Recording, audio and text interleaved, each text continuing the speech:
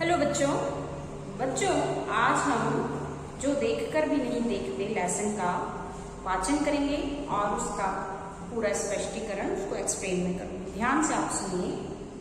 आज हम पढ़ने जा रहे हैं पाठ 11 जो देखकर भी नहीं देखते, जिसकी लेखिका है हेलेन केलर, जिनका जन्म 1880 में हुआ और उनकी मृत्यु 1968 में हुई और ये अमेरिका की रहने वाली थी। हेलेन केलर के बारे में हमने बहुत कुछ जाना कि वो कौन थी। माइंड मैप और पीपीटी के जरिए हमने बहुत कुछ जाना उनके बारे में। अब हम इस लेसन को पढ़ेंगे कि उन्होंने अपनी जो उन्होंने अनुभव किया है ना, वह सारी बातें उन्होंने इस लेसन में लिखी है। यह उनकी एक पुस्तक the story of my life का एक छोटा सा अंश है ना। तो उन्होंने पहले हम थोड़ा सा उनके बारे में जो जीवन परिचय लेखिका के बारे में आपकी बुक में दिया है, हम उसे पहले थोड़ा सा पढ़ेंगे कि हेलेन केलर एक ऐसा नाम है जो घोर अंधकार में भी हमें रोशनी देता रहा। कल्पना करो कि जो न सुन सकता है न देख सकता है, वह पढ़ना लिखना और बोलना सीख ले, भरपूर आशा आकांक्षा के साथ जीवन जीने लगे और उसके योगदान दुनिया के लिए यादगार बन जाए। ऐसी थी हेलेन केलर। जब वे 1.5 वर्ष की थी, 19 माह की वे थी, तब उनकी बचपन की गंभीर बीमारी की वजह से उनकी देखने और सुनने की शक्ति जाती रही, लेकिन उन्होंने हार नहीं मानी। कॉलेज के दिनों में ही प्रकाशित उनकी आत्मकथा स्टोरी ऑफ माई लाइफ में वे लिखती हैं कि मुझे ये तो याद नहीं कि ऐसा कैसे हुआ, लेकिन ऐसा लगता था कि रात कभी खत्म क्यों नहीं होती और सुबह क्यों नहीं आती। दुनिया की सभी भाषाओं में इस किताब के अनुवाद हुए हैं। इसके अलावा भी उनकी 10 पुस्तकें और सैकड़ों लेख प्रकाशित हुए। उन्होंने दुनिया भर में घूम घूम कर अपने जैसे लोगों के अधिकारों और विश्व शांति के लिए काम किया। हेलेन केलर भारत भी आई थी। तो यह तो उनके जीवन के बारे में हमने वैसे बहुत कुछ जाना है कि कैसे उन्होंने इन परिस्थितियों का सामना किया और किस तरह वे इस पुस्तक को लिखने में सक्षम हुई। उनकी टीचर एनी सुलिवन, जिन्होंने उन्हें इस मुकाम पर पहुंचाने में बहुत मदद की, और उन्हीं की अथक परिश्रम से, बहुत कठोर परिश्रम उन्होंने किया कि उन्होंने जिद नहीं छोड़ी।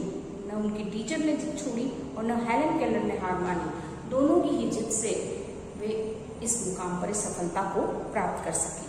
तो उन्होंने इस अध्याय में क्या लिखा है कि जो देखकर भी नहीं देखते, इसमें उन्होंने क्या लिखा है, आइए हम इसके बारे में पढ़ते हैं।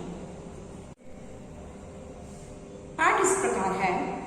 कभी कभी मैं अपने मित्रों की परीक्षा लेती हूँ, यह परखने के लिए कि वह क्या देखते हैं।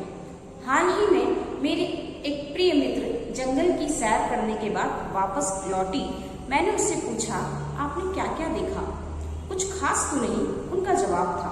मुझे बहुत अचरज नहीं हुआ, क्योंकि अब मैं इस तरह के उत्तरों की आदी हो चुकी हूँ। मेरा विश्वास है कि जिन लोगों की आंखें होती हैं वे बहुत कम देखते हैं। तो क्या कहना चाह रही है लेखिका यहाँ पर कि कभी कभी उनकी तो आंखें नहीं थी, लेकिन वे बहुत कुछ जानना चाहती थी जिनकी आंखें थी उनसे।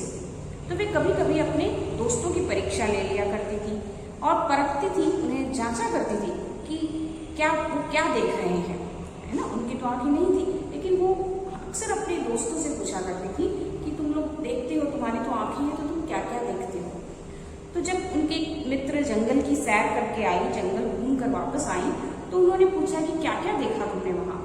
तो उनकी मित्र ने कहा, कुछ खास नहीं, हम भी अक्सर बहुत सारी जगह घूमने जाते हैं, अगर हमें नहीं अच्छी लगती तो हमने कुछ खास नहीं देखा, बस ठीक है घूम कर आ गए। तो इस तरह के उत्तरों से उन्हें आश्चर्य नहीं हुआ, क्योंकि वे आदी हो चुकी थी, अभ्यस्त हो चुकी थी कि लोग ऐसा ही कहते हैं, जिनके पास आंखें हैं वो ऐसा ही कहते हैं कि कुछ खास नहीं। अब वे बहुत सोचती थी कि जिन लोगों के पास आंखें होती है वो बहुत ही कम देखते हैं। उनका विश्वास, क्योंकि ऐसे ही उत्तर उन्हें मिलते रहते थे जब भी वे किसी से पूछती क्या देखा, तो बोले कुछ खास नहीं, कुछ खास नहीं। तो इस तरह के उत्तर सुन सुनकर उन्हें विश्वास हो गया था कि जिनके पास आंखें हैं वे बहुत ही कम देखते हैं। क्या ये संभव है? भला कोई जंगल में घंटा भर घूमे और फिर भी कोई विशेष चीज न देखे? मुझे जिसे कुछ भी दिखाई नहीं देता, सैकड़ों रोचक चीजें मिलती है जिन्हें मैं छू कर पहचानती हूँ। मैं भोजपत्र के पेड़ की चिकनी छाल और चीड़ की खुरदरी छाल को स्पर्श से पहचान लेती हूँ। वसंत के दौरान मैं टहनियों में नई कलियां खोजती हूँ। मुझे फूलों की पंखुड़ियों की मखमली सतह छूने और उनकी घुमावदार बनावट महसूस करने में बहुत आनंद मिलता है, अपार आनंद मिलता है। इस दौरान मुझे प्रकृति के जादू का कुछ एहसास होता है। कभी जब मैं खुशनसीब होती हूँ जो तो टहनी पर हाथ रखते ही किसी चिड़िया के मधुर स्वर कानों में गूंजने लगते हैं। अपनी उंगलियों के बीच झरने के पानी को बहते हुए महसूस कर मैं आनंदित हो उठती हूँ। मुझे चीड़ की फैली पत्तियां या घास का मैदान किसी भी महंगे कालीन से अधिक प्रिय है। बदलते हुए मौसम का समा मेरे जीवन में एक नया रंग और खुशियां भर जाता है। लेखिका वह पूछ रही है कि ऐसा कोई संभव है कि कोई जंगल में इतनी देर तक जंगल में रहे और कुछ न देखे। जंगल में तो बहुत सारी रोमांचक चीजें होती है, बहुत कुछ होता है प्रकृति का। हम प्रकृति के दृश्य को देखें तो हम बहुत कुछ अनुभव करते हैं, बहुत अच्छा हमें महसूस होता है। लेकिन कोई इतनी देर जंगल में घूमकर भी वह कुछ खास न देखे, ऐसा संभव नहीं है। वह कहती है कि मुझे तो कुछ दिखाई नहीं देता, लेकिन फिर भी मैं अपने स्पर्श से सारी चीजों को पहचान लेती हूँ कि यह कौन से पेड़ की छाल है, यह कौन सी सतह है, कौन सा पेड़ है। मैं स्पर्श करके, टच करके मैं पहचान लेती हूँ कि क्या है। झरने के पानी को, बहते हुए पानी को मैं हाथ में लेकर जब हाथ में लेती हूँ तो मुझे बहुत खुशी होती है। तो लेखिका स्वयं का अनुभव बता रही है कि मेरे पास आंखें नहीं हैं, लेकिन फिर भी मैं प्रकृति की बहुत सारी चीजों को महसूस कर लेती हूँ और मुझे इन सबको स्पर्श करने में, स्पर्श करके छूने में बहुत मजा आता है, बहुत आनंद मुझे प्राप्त होता है। लेकिन वह कहती है कि जिनके पास आंखें हैं वो इन सबको क्यों नहीं स्पर्श करके, क्यों नहीं पहचान, उसको आनंद का अनुभव क्यों नहीं करते हैं वे लोग। क्योंकि प्रकृति तो हमें कई चीजें देती है और हमें उनसे आनंदित अवश्य होना चाहिए। कभी कभी मेरा दिल इन सब चीजों को देखने के लिए मचल उठता है। अगर मुझे इन चीजों को सिर्फ छूने भर से इतनी खुशी मिलती है तो उनकी सुंदरता देखकर तो मेरा मन मुग्ध ही हो जाएगा।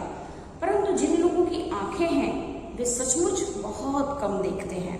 इस दुनिया के अलग अलग सुंदर रंग उनकी संवेदना को नहीं छूते। मनुष्य अपनी क्षमताओं की कभी कदर नहीं करता। वह हमेशा उस चीज की आस लगाए रहता है जो उसके पास नहीं है। यह कितने दुख की बात है कि दृष्टि के आशीर्वाद को लोग एक साधारण सी चीज समझते हैं, जबकि इस नियामत से जिंदगी की खुशियों को, मतलब जिंदगी को इंद्रधनुषी रंगों से हरा भरा किया जा सकता है। तो कितनी अच्छी बात लेखिका ने यहाँ कही है कि लेखिका का मन तो कभी कभी लेखिका जब सोचती है कि जिनके पास आंखें हैं वे लोग तो इन चीज़ों को महसूस ही नहीं कर पा रहे हैं, लेकिन मेरा मन तो बहुत मचलता है कि मैं इन चीज़ों को आंखों से देखूं। जिन चीज़ों को छूती थी उन्हें देखने के लिए वो बहुत मचलती थी, बहुत बेचैन होती थी और वह सोचती थी कि मुझे तो छूने से ही इतनी खुशी मिल रही है, अगर मैं उनको देख लूंगी, उनकी सुंदरता अगर मैं देख लूंगी तो मेरा मन तो मोहित हो जाएगा, मुग्ध हो जाएगा। परंतु जिन लोगों के पास आंखें हैं, जो लोग देख सकते हैं, वे सचमुच ही बहुत कम देखते हैं और इस बात को उन्हें बहुत दुख होता है कि जिनके पास आंखें हैं वे सचमुच नहीं देखते हैं। और वे कहती हैं कि इस दुनिया में इतने सारे सुंदर रंग हैं, इतनी सुंदर सुंदर चीजें हैं, लेकिन फिर भी वे उनकी संवेदना को नहीं छूते, कि मतलब उन्हें कोई फील ही नहीं हो रहा है। लोगों के पास आंखें हैं और वे इतने सुंदर रंग को देखकर कुछ फील नहीं कर रहे हैं, है ना, खुशी को फील नहीं कर रहे हैं, तो उन्हें बड़ा आश्चर्य होता है। और वे कहती है कि मनुष्य कभी भी अपनी क्षमताओं की कद्र नहीं करता। मैंने आपको माइंड मैप में बताया था कि हमें अपना विजन हमें नहीं दिखता है ना, कि हमारा क्या विजन होना चाहिए, उस विजन को हम नहीं देख पाते हैं। हम सारी दुनिया में सब कुछ देख रहे हैं, लेकिन हम खुद का विजन नहीं देख पाते। जिस दिन हमने अपना विजन देख लिया, हमने स्वयं देख लिया, हमारे अंदर देख लिया कि हाँ हमारे अंदर वो शक्ति है कि हम वो कर सकते हैं जो दुनिया में कोई नहीं कर सकता। इतनी क्षमताएं, इतनी संभावनाएं हमारे अंदर है। यदि हमने यह देख लिया तो फिर हमें वह काम करने से कोई नहीं रोक सकता जो दुनिया में कोई नहीं कर सकता। तो लेखिका यही कह रही है कि मनुष्य कभी भी अपनी क्षमताओं की, अपने अंदर की शक्ति की कभी कद्र नहीं करता। वह कभी देखता ही नहीं कि उसके अंदर इतनी सारी क्षमताएं हैं, वह बहुत कुछ कर सकता है, और यह बात वो नहीं जानता है। और हमेशा यही जो चीज़ उसके पास नहीं है वह उसी चीज़ को पाने की कोशिश करता रहता है।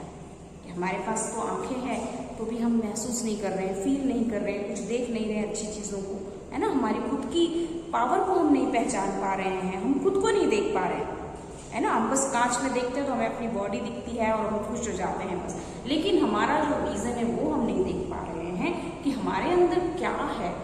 ऐसा कुछ है हमारे अंदर जो हम दुनिया को दे सकते हैं, जो हमारे अंदर जो भी क्षमता है उसे हम सामने ला सकते हैं। ऐसा हमें कभी भी हम अपने आप को नहीं देखते, है ना। तो लेखिका यही कह रही है, यही कहना चाहती है कि मनुष्य हमेशा जो उसके पास नहीं होता है वह उसी की आस लगाए रहता है और उसे उसी चीज़ की इच्छा ज़्यादा होती है, और वह बहुत दुखी होती है। कि ये बहुत दुख की बात है कि इस दृष्टि के आशीर्वाद को, कि ईश्वर ने इतना अच्छा उपहार दिया है। जिन लोगों की आंखें नहीं होती है, आप उनसे मिलिए, देखिए कि वो लोग कितना बुरा अनुभव करते हैं। हम लोग तो बिल्कुल नहीं रह सकते। सोचो कि एक पूरा कमरा है और हम अंधेरे में, बिल्कुल 1 घंटा भी अगर हमें अंधेरे में रहने को कहा जाए तो हम नहीं रह सकते। तो उन लोगों से मिलिए कि जो अंधे हैं, जिनकी आंखें नहीं हैं और जो देख नहीं सकते, तो कैसे अपने काम को करते हैं, कैसे वो अपना दिन व्यतीत करते हैं। दिन तो क्या है, दिन रात उनके लिए तो सब कुछ रात है ना। दिन तो कुछ है ही नहीं, उजाला तो उनके जीवन में है ही नहीं, देखा ही नहीं उन्होंने कभी उजाला कैसे होता है, बस रात ही रहती है। तो ऐसा उन लोगों से मिलो, महसूस करो कि उनकी क्या प्रतिक्रिया है, वो क्या महसूस करते हैं। तो जब आप ऐसे लोगों से मिलेंगे तो आपको लगेगा कि नहीं, हमारे पास तो आंखें हैं, ईश्वर ने हमें आंखें दी है, बहुत ही सुंदर उपहार हमें दिया है, और हम उसकी भी कद्र नहीं कर रहे हैं, है ना। आंखें होते हुए भी हम कुछ भी नहीं देख पा रहे हैं। तो यही बात हमें लेखिका समझाना चाहती है कि हमारे पास जो ईश्वर का ये उपहार है, उस उपहार से हम अपने जीवन के इस जिंदगी को खुशियों के इंद्रधनुषी रंगों से हम हरा भरा कर सकते हैं, कि हम बहुत खुश रह सकते हैं और अपने जीवन को उतना ही खुशनुमा बना सकते हैं। हमें अपने आसपास की सभी सुंदर चीज़ों को, प्रकृति की सभी सुंदर रंगों को हमें देखना चाहिए, है ना। और उन्हें देखने के साथ साथ हमें हमारी क्या क्षमता है, हमारे अंदर क्या खूबी है, हमें उसे भी देखने की कोशिश करना चाहिए। तो यही सारी बातें इस लेसन में लेखिका हमें समझाना चाहती है, और यही इस लेसन का अध्याय का जो शीर्षक है वह जो देखकर भी नहीं देखते, है ना। कि जो देखते हुए भी नहीं देख पा रहे हैं, और मेरे पास आंखें नहीं हैं फिर भी मैं सब कुछ देख पा रही हूँ, क्योंकि उनका विजन क्लियर था कि उन्हें क्या करना है।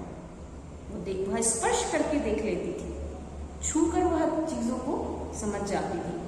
तो यही बहुत अच्छा एक छोटा सा लेसन है, लेकिन लेखिका ने हमें बहुत अच्छी बात इसमें हमें समझाई है कि हमें हमेशा अपने अंदर अपनी स्वयं को भी देखना चाहिए, और हमारे पास आंखें हैं तो हमें प्रकृति की सभी सुंदर चीज़ों को अवश्य देखना चाहिए, और खुशी से, आनंद से हमें अपना जीवन व्यतीत करना चाहिए। तो यही संदेश इस लेसन का है। हेलन केलर के बारे में हमने बहुत कुछ जाना, और बहुत कुछ ज़्यादा जानने के लिए आप उनकी 2 मूवीज़ मैंने बताई है, वो आप देख सकते हैं। The story of my life, Hindi में भी उसका ट्रांसलेशन किया गया है, आप उस पुस्तक को भी पढ़ सकते हैं। तो ज़्यादा से ज़्यादा पढ़िए, हेलन केलर की पुस्तक के बारे में भी जानिए, उनकी मूवी देखिए, तो आपको पता चलेगा कि उन्होंने अपना जीवन कैसे जिया है। और एक अंधा व्यक्ति, अंधा मतलब वे तो देख भी नहीं सकती थी, सुन भी नहीं सकती थी, है ना। तो कैसे ऐसे लोग कैसे अपना जीवन बिताते हैं और कैसे अपने जीवन में आगे बढ़ते हैं। तो इसके लिए आप उन लोगों को पढ़िए, उनके बारे में पढ़िए, देखिए, तो आपको बहुत अच्छा लगेगा।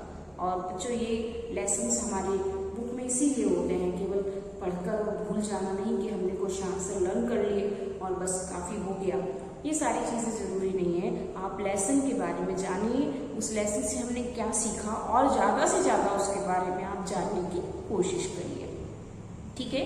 तो जो देखकर भी नहीं देखते, लेसन का जो मुख्य उद्देश्य है आप लोगों तक आना चाहिए कि हम स्वयं को देखें, हमारे अंदर जो काबिलियत है, जो हमारी खूबी है उसे भी देखें और उस खूबी को हम सबके सामने लेकर आ सकें, है ना। और हमें ईश्वर ने जो आंखें दी है, दृष्टि का जो आशीर्वाद दिया है, इस उपहार को, इस आशीर्वाद को हम अच्छे कामों में, अच्छी जो सुंदर सुंदर चीज़ें हैं प्रकृति को निहारने में और जो रंग है प्रकृति के उन्हें देखने में हम इसका उपयोग करें।